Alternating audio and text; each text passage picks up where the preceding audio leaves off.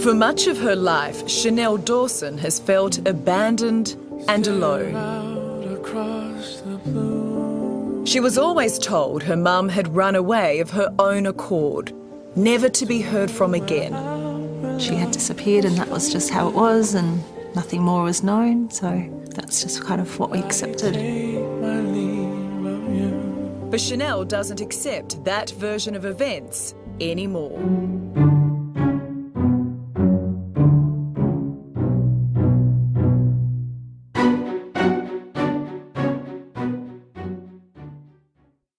Real Crime Profile is made possible by many wonderful sponsors, from Madison Reed Hair Color to Stitch Fix Personal Shopping to Gobble Meal Delivery Service. So please, when you hear a special offer from one of our sponsors, do check it out and take advantage of it and show them your support for our show. You can also go to our website, realcrimeprofile.com, and see an up-to-date listing of the companies who help bring you Real Crime Profile and the limited time offers they have for our listeners. Remember, we can't do our show without you, and we certainly cannot do it without our sponsors. So thank you all for supporting Real Crime Profile. Lynn Dawson's mum, Chanel's grandmother, always hoped that her girl would come home. Oh, that's so beautiful. The memories of the daughter she lost are contained in this photo album. It's been handed down from Lynn's side of the family to Chanel, a treasured possession full of happiness and heartbreak. So this is Christmas 1981, and according to your nana, this is the last photo taken of your mum. The last photo of my Lynn. God, that must have just broken her heart. This is February in 82. So she was gone at this point. Two little girls wondering where their mummy is, huh? Hoping that she was coming back for the next 30 years. Hello and welcome to Real Crime Profile. This is Jim Clemente, retired FBI profiler, former New York City prosecutor, and writer-producer on CBS's Criminal Minds. And with me today electronically is... We're all Zooming in today, and it's Laura Richards, former criminal behavioural analyst at New Scotland Yard and founder of Paladin National Stalking Advocacy Service. And I'm Lisa Zambetti. I'm the casting director for CBS's Criminal Minds, and I have a real interest in real crime and the minds that solve those crimes. And thank you for joining us for a new year. It's a very special day. And this is a very special case that we're jumping into today. It's a very special case and anniversary, the 37th anniversary of Lynn Dawson's disappearance, a case that was reinvestigated by Hedley Thomas and the Australian in The Teacher's Pet. And so many of our listeners have asked us, Jim, to talk about this case. And finally, Jim and Lisa, we're here talking about it. Finally, yes. Yeah, The Teacher's Pet is not only an amazingly captivating podcast, but it is actually a tool, an investigative tool that was deftly used by Hedley Thomas to reopen an investigation that sat there for decades. Why? We're going to explore. Yeah. But the first thing we want to do is go back and talk about the victim. The victim here is just a wonderful young mom who the only surviving video of is just so sweet and endearing. It's heartbreaking to know that for the last 30 plus years, she's gotten no justice. Right. And, we're almost at 4 decades, and this case just seems the perfect storm in so many ways of if-onlys, that there were so many parts to the jigsaw that people held, little parts. And I think that's the skill of Hedley in joining all those little parts together and bringing people to the table who had never spoken out before. And I think what you hear from so many people is their regret. So many people live with this, that they didn't say something or they didn't do something. And Hedley, it was originally 14 episodes, and 2 more were recorded. And so our listeners, I know many of you have listened to this case already, will know that 2 additional episodes were recorded. There's been over 27 million downloads of this case. So there's global recognition and understanding of now what happened to Lynn, or perhaps a question mark is still there about what happened to Lynn.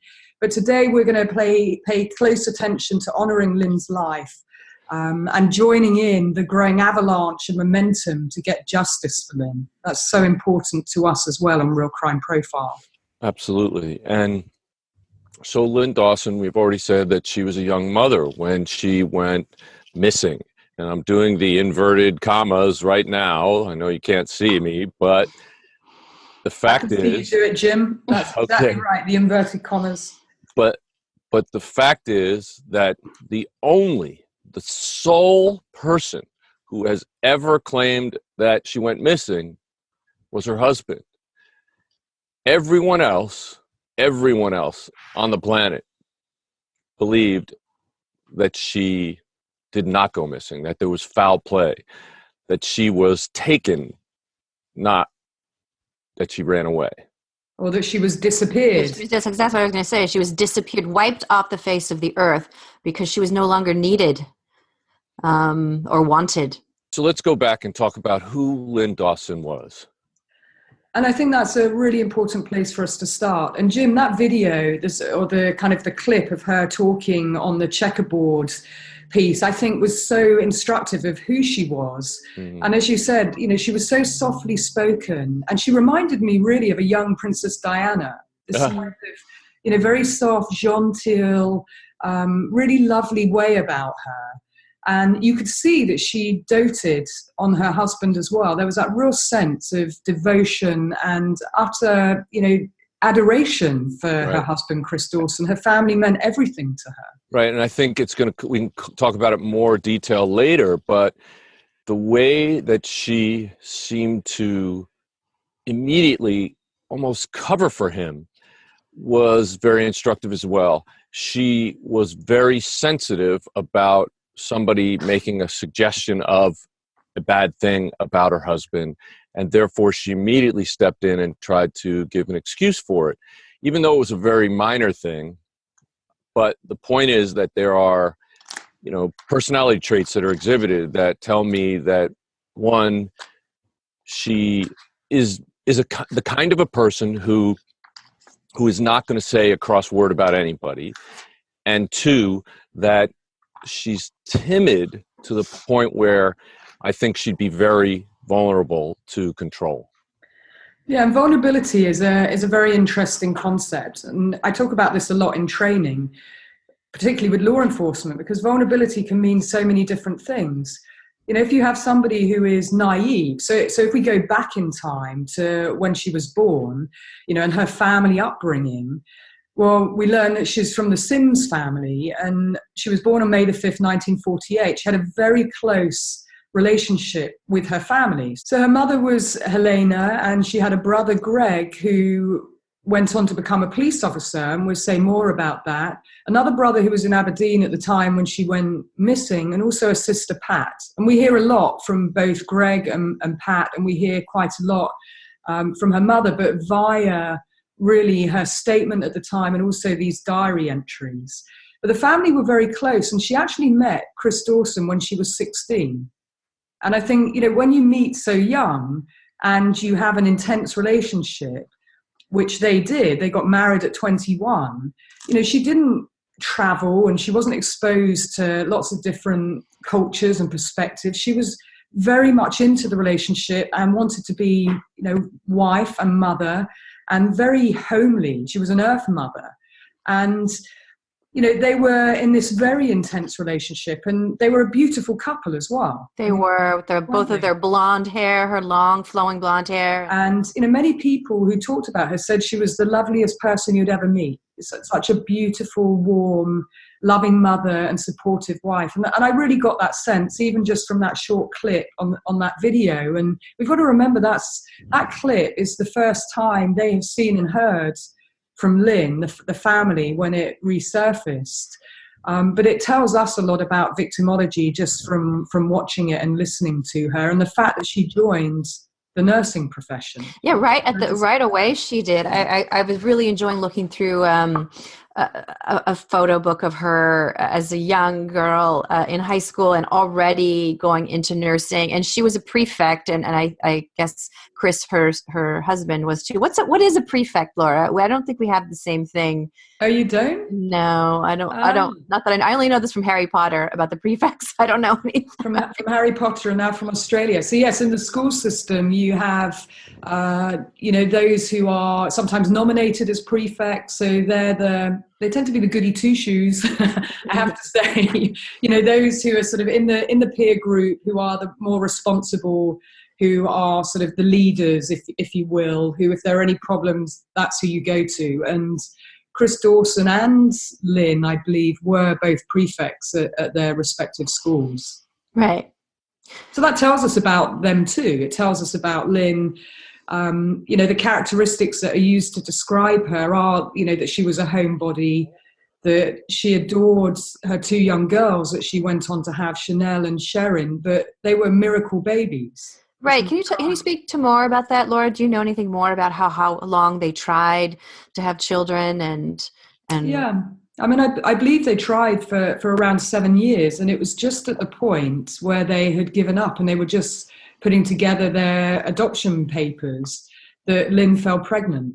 So these were children that were babies that were desperately wanted to join their family. And we also have to remember that this was a partnership between Lynn and Chris of 17 years. They got together very early on. I think that's also worth pointing out. She knew nothing else other than the relationship with him and her family and home life. And that same kind of dynamic will be played out again later. But we'll wait when we do an episode about Joanne. But the fact is that Lynn had been a very devoted, dedicated mother. From that point forward, her two little girls were the center of her life. And that is a very important behavioral aspect in this case and should have been important to anybody who was investigating. But we'll get to that later. And you're also talking about a woman who, she's a working mother. I mean, she has sitters who are helping to care for her children, but she's nursing. She's nursing in a nursery school. I mean, she's busy and still trying to keep the house perfect. This house that they've built, this beautiful, beautiful property that I believe that they built from the foundation up. Am I wrong, Laura? Yeah. I think that That's right. They built the house, and actually, when she found out that she was pregnant, she did stop working for a while, and then she went back as a part-time registered nurse at the childcare centre. But the children, as Jim said, they were very much the centre of her world. She absolutely doted on them. And yes, they created this house. They built it from the ground up. And so for her, her home, again, meant so much to her. It was furnished by her. She adored it. She was this homebody. And, I did spend some time talking to Hedley Thomas last night. I wanted to get a little bit more background, and I think we should pay kudos and props to Hedley Thomas. Oh, yeah. For this huge piece of work, because, he told me that when he started his reinvestigation, his hope, his aspiration was that it would result in an arrest or possibly multiple arrests and prosecutions. And he said that he's so moved that has started to happen. But it was really, an aspiration. And he's now on a very well-deserved holiday because, as you know, Jim, when you're working these kinds of cases, and he told me it became an obsession. It took over his life. And he feels very strongly about getting justice. But Hedley shared, she didn't have a huge amount of friends. And that's the point. She, it's not like present day where some of us have got friends all over the world and we're well traveled. And, she was a real homebody, and that's the life that she wanted. That's what she chose. And she just adored everything about her world up until, a number of weeks and months before she went missing, where others say that she was tormented. And so there was a character shift and change. And we'll talk about that. Because from a bubbly, bright, sort of, young girl to a woman who I've seen her wedding pictures. I don't know if you've had a look at them. But, yes. I mean, they're stunning. They're clearly in love. But there's a gear shift. Things change. and her personality shifts with You that. can see her maturing as a mom and as a woman. You can see she gets a more sort of conservative haircut, or like kind of a Princess Di haircut. Whereas her husband, on the other hand, who is, working with young people, he still maintains that youthful, va va va voom. He still is maintaining his looks, and that's because that's part of his job. But you can sort of see, she's maturing, she's wearing glasses, she's looking more motherly. She's not the young little thing that he met. And that's life. Sorry, that's what happens. I know, but it's also very instructive about who he is and why he was doing that. What motivated him to keep looking youthful? What motivated him to become a teacher? And what motivated him to be so manipulative in so many other people's lives? But Laura, you brought up the fact that, she sort of had a gear shift towards the end. And I think we need to start talking about why, what actually motivated that? How much did it actually take to get her to do that gear shift? Because there are so many indicators here as I listen to this podcast, episode after episode, person after person who's interviewed, who just tell you a little piece of how Lynn was manipulated, controlled, barricaded in on both sides until basically he squeezed everybody else out of her life, to the point where she finally stood up for herself and said she's putting her foot down. And I mean, can you imagine the situation in which you're in what you thought was, and what's apparently started out from all appearances as a loving relationship, and down the road, 17 years, your husband decides to bring a 16-year-old into your home, spend more time with her than with you, and literally people are telling her, he's fucking the babysitter. And she's still trying to protect him, still trying to say, no, he's just trying to help her. She's going through a hard time in life. Right. And so isn't that like he's normalizing this? He's trying to make it seem like this is normal, bringing home having her live, not only be the babysitter, but live with them and be so close. And well, it's actually worse than that, because what he's saying is, come on, we're doing a service to this young girl. We're taking her out of her violent background and family life, and we're supporting her and giving her a chance. And he dresses it up as pseudo-caring behavior, which is why it's worse for me in many ways, because he's trying to sell it to Lynn and other people that he is doing some kind of civic duty, when all the while something much more different is going on. He's taking her out for driving lessons. And again, maybe even to Joanne, it looks like this man is really caring for her against the backdrop of her violent stepfather. But you said an interesting thing, Jim, about barricading her into her life. And, I call it entrapment, entrapping her in every way. Even the fact she didn't drive, again, is Right. very isolating. I know. Isn't that amazing? When I heard that, some people, commented about it with respect to her inability to just get in a car and leave. It's much more important that this woman, who is an adult now for 20 years, right, is not driving. And some people might say, oh, she has such a doting husband. Oh, he takes her everywhere. She doesn't have to drive, all this stuff. But in fact, we know that coercively controlled women, many times, one of the things that their coercive controllers do is limit their ability to go off on their own, limit their ability to have friends, limit their ability to do anything outside of this person's control. And so the fact that she doesn't drive really helps him tremendously. It does. And I often see that with cases, but the irony is he's giving Joanne Curtis driving lessons.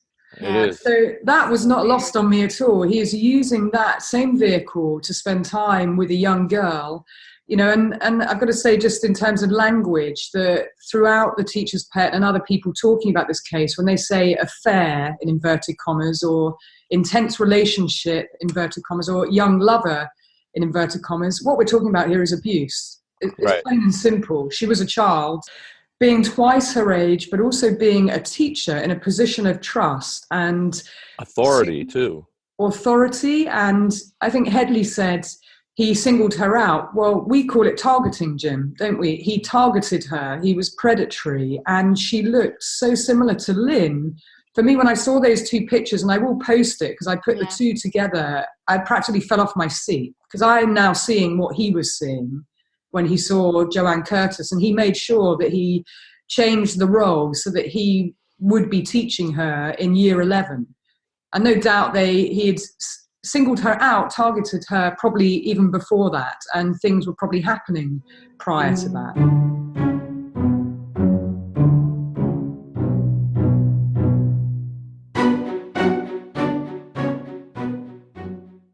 Happy New Year, lovely RCP listeners. It's the start of a new year, which is always a great time to reset and decide your new intentions for the year ahead. Between you and I, my intentions are to be more present and mindful in 2019, as well as to meditate more. I know that taking time for myself as part of my morning ritual sets me up for the day ahead, and I find meditation along with exercise super helpful. So I'm really excited we partnered with Calm, the #1 app. Calm has guided meditations that help with sleep, anxiety, stress, focus, self-esteem, gratitude, and emotions. And there's a new meditation called Daily Calm, which I'm trying. There's also wonderful sleep stories to help you fall into a deep, natural sleep, narrated by Matthew McConaughey and Stephen Fry, as well as Jerome Flynn. So these are the kind of stories that help relax us and soothe us, and the kind where no one gets murdered. There's also music to help you sleep, and I love the sound of the ocean. I used to fall asleep to the waves crashing against the breakers every night as a child. I just find it incredibly relaxing and soothing. But if that's not your thing, you can try heavy rainfall or humpback whales, evening crickets or a campfire. There's so much choice, you'll find something that works for you. For a limited time only, RCP listeners get 25% off a Calm premium subscription at calm.com/realcrime. That's Calm, CALM.com/realcrime. Get unlimited access to all Calm's content today at calm.com/realcrime. Invest in some self-care with Calm. Seriously, it might change your life. I think that he's dangerous. I think that he is lying to himself, lying to his daughters, his friends, his family, and has been for a long time. You're not suggesting that she was the first person he did this to. It seems like that both Chris Dawson and his brother Paul had a reputation of being with these girls, right? And so he learned how to do this. He got his skills up to par before he went after her. Well, typically, offenders who groom, they start at some point and they test things out, and some things are effective, some things are ineffective. They learn as they go along. She may have been his first perfected case. She may have been the one where he said, okay, I'm going to take the leap. I'm going to actually go all the way with her. I'm going to get rid of my current wife, Lynn, and I'm going to bring in Joanne as my next wife. I mean, the balls on this guy to move Joanne back into the house 2 days after Lynn goes missing, to tell her boldly she will never come back, to not even report the fact that she's missing for 6 weeks to the police. Clearly, all these things are incredibly strong, circumstantial, and motive pieces of evidence that should have been focused on immediately. But instead, what it appears that happened was that Chris's friends in the police department just sort of supported him 100% and believed him 100% and did nothing to actually investigate the fact that Lynn, the mother of a 2-year-old and 4-year-old daughter, somebody who was in their life every day, who gave birth to them, who created them, would just walk away. That's just so absurd. And how does he know she won't come back? How is he so sure she won't come back that he would bring his girlfriend back after she's been kicked out by his wife? How is he so sure that that's not going to repeat itself? Well, he's talking to the police department. He's being interviewed about the disappearance of his wife, even years later, and he's still putting forth this absurdity that he was hoping, he was crying at night He couldn't stand the fact that she had left him, and he was hoping for Lynn to come back to him.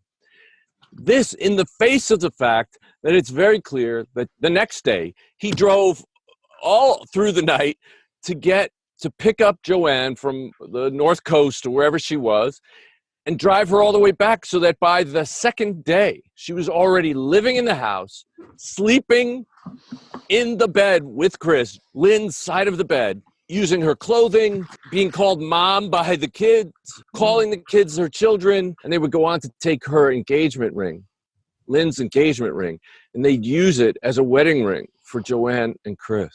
I mean, just Right. disgusting. It really does beg a belief, doesn't it? But then when you understand the psychology of him, you know, the celebrityville, the kind of the sports pin-up at the school, the entitlement, it kind of makes sense. But you're right, Jim, his actions and words are just not congruent. But I just want to circle back to Lynn and what was going on in her life for her, because that picture of her entrapment and understanding how it would feel for her with this nubile 16-year-old girl, you know, being moved into her home address. You know, why wasn't she talking to people? Why wasn't she saying to her family what was going on? And there's some of the questions that Headley was asking. And of course, he uncovered lots of people where there were snippets of conversation.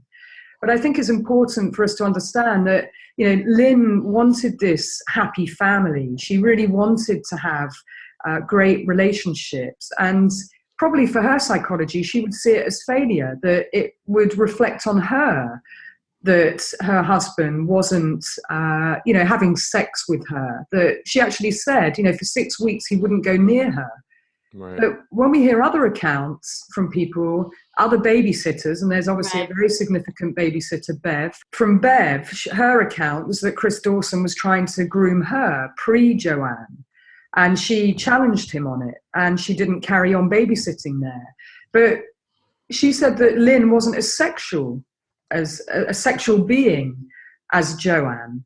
And so, you know, with this kind of grooming process, we hear that, you know, Joanne was being sort of groomed to be this sexual being, even in the house. And yet Lynn was talking about the fact for 6 weeks he didn't go near her. Well, we now know what he was doing and why he wasn't going near her. But she didn't confide in her family. She didn't talk to people because it would feel like a betrayal to her. And of course, they all adored him. You know, the mother, Helena, and Greg, I mean, Greg had him as his best man. They all adored Chris Dawson. And I think that's, again, when we understand perpetrators and the coercive control doesn't just operate on the person they're in a relationship with. Coercive control is about manipulating everybody, about controlling people. So asking the right questions of people are some of the things that this reinvestigation did. And of course, we see the mirror being held up, you know, Lynn confiding in various people that there was a nasty side to Chris. There was a side that people didn't know. And then people talking about bruises that they saw, and Bev talking about 2 domestic violence incidents that she witnessed. And that's new evidence, and vital new evidence. It is. But also what's really important as we're talking about victimology is Lynn's covering. When the dressmaker noticed bruising on her arm and her thigh, she said, I must have goaded Chris or done something wrong. I mean, doesn't that tell you, Laura? I mean, it's the classic statement of somebody who's being coercively controlled. I must have caused it. Why does she say that? Does she really believe it? Well, it means that this coercive control has so advanced that she's actually adopting the things that Chris has told her, that has pounded into her head. And does he do it necessarily yelling and screaming all the time? No, not necessarily. He may do it in a, quote, loving way or in a joking, funny way. Like they say he changed the lyrics to songs to basically ridicule her. Humiliating. And keep her in line. I mean, it's a comprehensive program of control and as I said, like building barricades around her life so that she feels that she isn't worth anything, so that she cannot do anything, so that she can't actually leave. So the absurdity of him claiming that she up and left him like that when he has so expertly controlled her and prevented her from having any means to leave. Did you Exactly, and where would she go? You know, she had nowhere else to go to. But I think that dressmaker incident, where we hear about the dressmaker saying that she saw the big bruise like she had been kicked, well, some very interesting transactions happened there, because as well as Lynn saying, you know, and owning that responsibility, the dressmaker actually said, "What have you been doing to yourself?" You know, and here, when we hear those questions asked, you know, of how did you get that black eye? It's almost like it's something that you How did did. you get it? How did you get? That's so interesting. Who Yes. did that to you? And this is Yes. why language is so important, Yes. that we ensure that the right questions are asked. That's why the dash is important. But it's also why when we hear other podcasts and we hear content, you know, it was an affair and an intense relationship, and it was a turbulent relationship, it was a troubled marriage, there was conflict. Is it those things, or is it abuse? Are we using euphemisms to cover abusive behavior? Because coercive control is this strategic course of behavior. It's a pattern, and it's there to create utter domination. And it's there, these rules and regulations are there to entrap, to create that isolation. Laura, can you, just for our listeners, we may have new listeners who aren't aware of what the dash is. Can you just quickly explain what the dash is and how it can help people in this situation?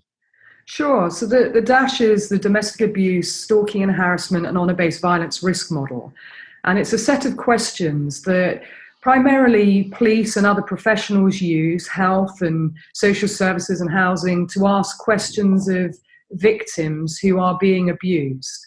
And half of those questions in that questionnaire talk to coercive control. So we're not always talking about physical things. We're talking exactly about these insidious, coercive behaviors that are strategic, that really do limit someone's freedom of choice.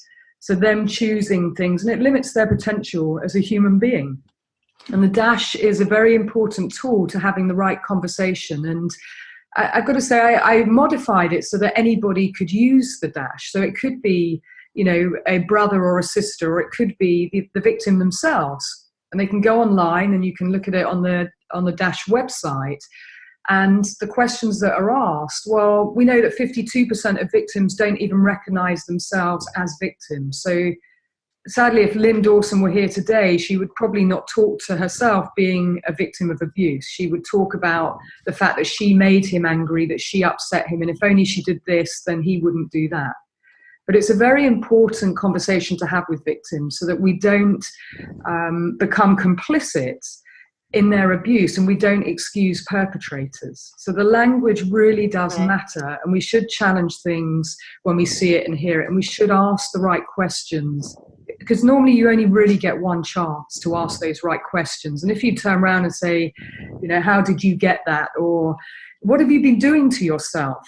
You're instantly limiting a point of disclosure, because you're putting the onus on the victim rather than asking the right question of who did that to you, and allowing them, giving them permission to tell you. Bringing up language just made me think of something else that Bev said in the podcast. She said that she thought that Chris had OCD because he wanted the house just so, and so he would get angry if there was something out of place, and so that meant that Lynn had to keep the house just so. I would say it's not OCD at all.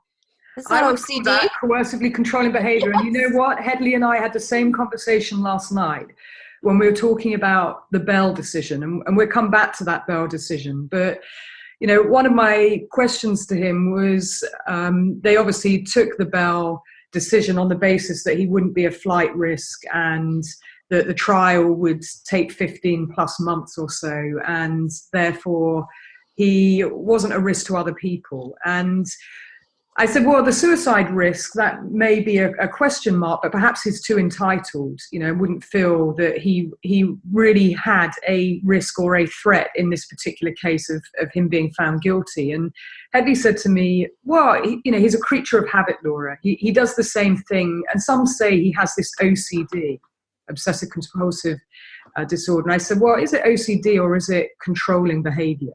Is it extreme control, that he wants to control people and events and his environment? And Hedley said, I hadn't really thought about it like that.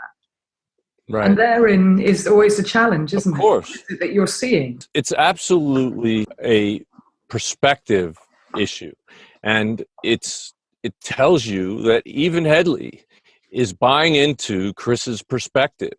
And I believe by looking at all the behavior that we've heard about in this entire podcast, I believe that almost every single thing that Chris and his twin brother Paul did and do in their lives is orchestrated, from choosing the football club that would only take both of them so they could be together, to getting certificates as teachers, to going and being in high school so they could be around these girls, dressing alike, and keeping themselves in this sort of youthful kind of way, was all aimed at trying to attract these young, vulnerable girls, and using their position of authority and power and control over these children, grooming them over time, and literally testing the water with a number of other ones. I think you're absolutely right, Lisa. This Joanne was definitely not his first victim, and definitely not his first attempt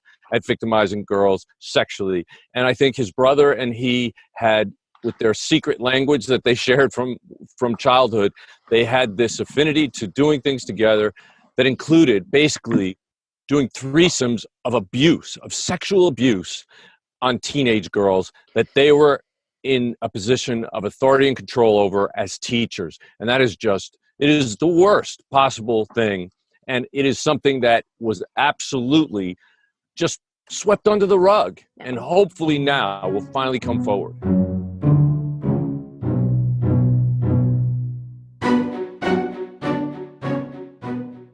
Hey, lovely RCP listeners. I've got to tell you that I bought my partner the all-black metal Quip electric toothbrush for Christmas. Yes, those who listen to us know that I said it was a great gift, and it really is. I got mucho points. He loves it. It was love at first brush. The black metal looks super cool, and he enjoys brushing his teeth more than ever, and no doubt thinking of me whilst he does it.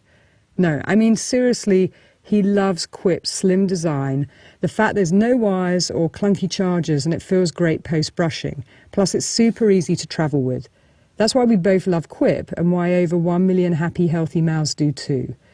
Now, Quip starts at just $25, and if you go to getquip.com/realcrime right now, you can get your first refill pack for free. That's your first refill pack for free at getquip.com/realcrime. You know what's smart? Figuring out who you need to hire to take your business to the next level in 2019. You know what else is smart? Starting the new year off strong by going to ziprecruiter.com/realcrime to hire the right people. Unlike other job sites, ZipRecruiter finds qualified candidates for you. Its powerful matching technology scans thousands of resumes to identify people with the right skills, education, and experience, and actively invites them to apply to your job, so you get qualified candidates fast. That's why ZipRecruiter is rated #1 by employers in the U.S. This rating comes from hiring sites on Trustpilot with over 1,000 reviews. And right now, our listeners can try ZipRecruiter for free at this exclusive web address, ziprecruiter.com/realcrime. If you love our show, show your support for us and ZipRecruiter by going to ziprecruiter.com/REALCRIME. That's ziprecruiter.com/realcrime. ZipRecruiter, the smartest way to hire. How do you feel knowing that the police have now established a task force and are looking at these teachers? I am relieved. I am hopeful. That's the only reason I'm here. Absolutely.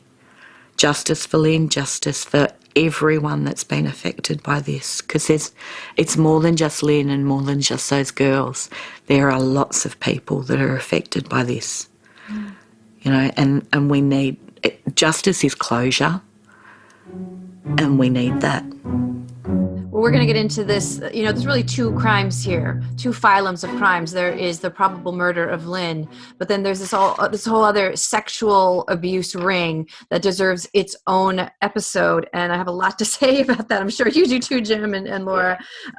So we may have to just put that on the margin for now. But please know, listeners, because I know that you are just as angry as I am about, and that this kind of thing is not done. It's still going on. And that's why no matter how many decades go by, we have to keep shedding a light on it. And no matter, what country you're in, high school, elementary school, this is happening, and we have to keep calling it out as loudly as we can. But we can pull this back to talking about Lynn and victimology. Well, calling it out with the victim's voice at the center of it, and with Yep. professionals who understand it to decode the language. And I think it's probably appropriate for us to just mention that there are still 2 ongoing investigations. And if any of our listeners have any information that they want to put forward, then for Operation Strike Force Southwood, which is the historical sex offences investigation, you can call Crime Stoppers on 1-800-333-000. And if any of our listeners have any information into the reinvestigation to the disappearance of Lynn Dawson, the same number can be called, because there will be people sat listening to us who will have knowledge, will have information, maybe didn't come forward, maybe you don't think it's relevant, but it could make the difference between an arrest and a prosecution and conviction. And it's never too late. Yeah. It's never too late, and people should be held to account for their behaviour. It's never acceptable. And we will talk about, the fact there's at least 20 teachers that are being investigated. And obviously Headley did say it wasn't just about one high school. It was in multiple schools where it was just seen as, in inverted commas, fringe benefits to be able to have sex with a student. That's so personally disgusting. I can't. The fact is, this is a horrendous series of crimes, and it's finally getting addressed. But we will have an episode fully devoted to this topic shortly. I have a question for both of you. Sometimes I play this game if I were a murderer, because I would make a terrible murderer, because I would never be able to get away with some of the shit that these fuckers get away with. But anyway, if I were a murderer and I was going to make it look like my wife, if I was going to murder my wife and make it look like she'd left, wouldn't I have packed a bag, withdrawn some money in her name, taken mementos and hidden them away? I mean, wouldn't I have made it look like... If you were a sophisticated criminal, but if you're somebody who only thinks about himself and is so entitled and so narcissistic and so bulletproof, basically, that that, hey, I controlled this family, I controlled her, and I can control the community just by telling them what I'm going to tell them, the story I made up. And he didn't think. He had no idea what an investigation was. He had no idea what they'd be looking at. And he didn't have to. So it doesn't speak to impulsivity? It doesn't speak to somebody doing it in the moment, or does it speak to premeditation, or what is your opinion? Well, we have indicators of premeditation. For example, Chris has just made me a lovely drink. Clearly, it's not something that just happened in the heat of the moment. Joanne was not there, right? She was away. And I believe that if you found out the truth, it would have been that Chris either reacted to the fact that Joanne went away, that he thought, oh my God, she's going to leave me, so I need to do this now.